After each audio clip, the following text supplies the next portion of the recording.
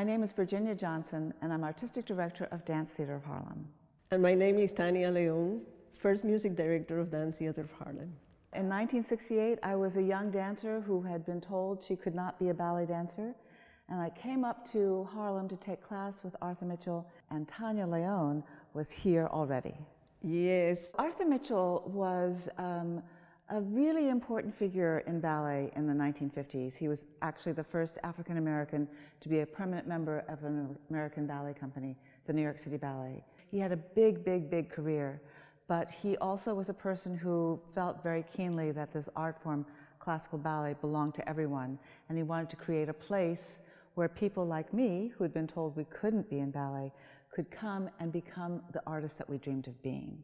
When he decided to create Dance Theatre of Harlem, he went to Dorothy Maynor, who had founded Harlem School of the Arts, and they were working together. Arthur Mitchell created his school, his company and school in the basement of the church where Dorothy Maynor had Harlem School of the Arts. The first time that I came to Harlem, and I bumped literally into Arthur Mitchell and changed my entire life.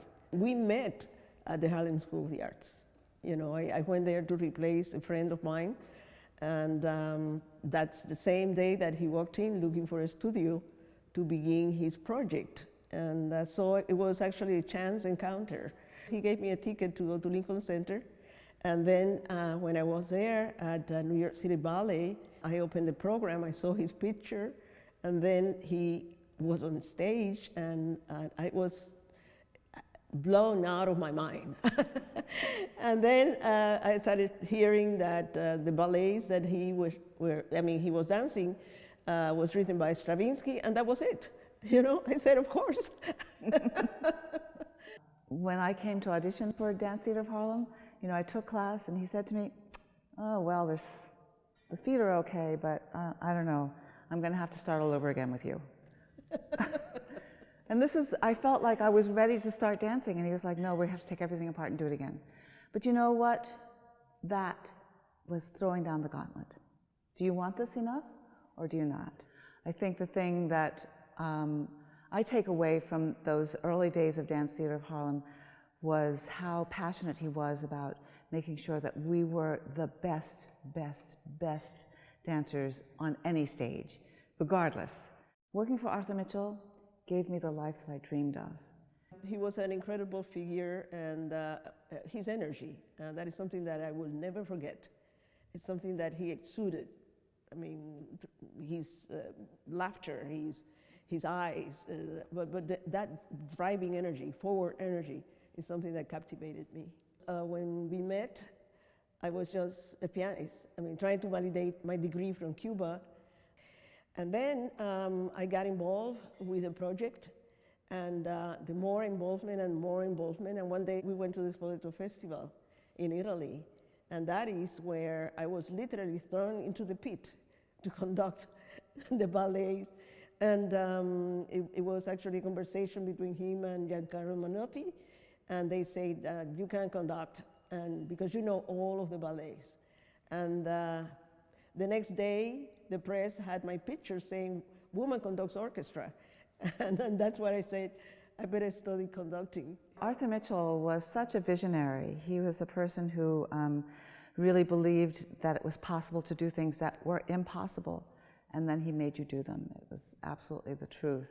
He was a man on a mission, and he had to harness a great group of people to fulfill that mission, and he was the right man to do it. Arthur was ahead of his time in a way. When we created the orchestra, one of the reasons for creating the orchestra was for inclusiveness.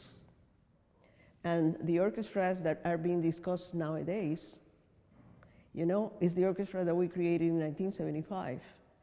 So if you take the picture to that orchestra, you see that it looked like society. The piece that we're going to show you a section of is called Holberg Suite. It was choreographed by Arthur Mitchell in 1971. Arthur Mitchell was, of course, a performer. He had to become a choreographer because there was no money to bring somebody in. So he was actually quite a brilliant choreographer. And when we look at the works now that he created back then in those early years of Dance Theatre of Harlem out of necessity, you see such beauty, you see such musicality, you see such sensitivity.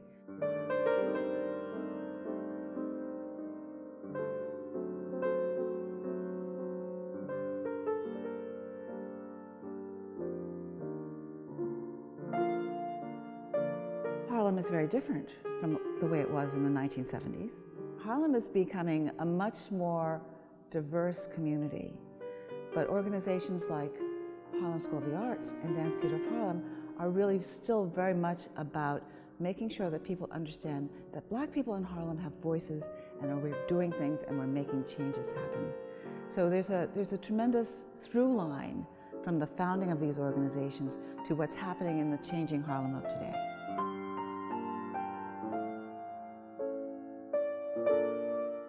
The arts ignite the mind. They give you a possibility to dream and to hope. Learn to make the music and the arts part of your life.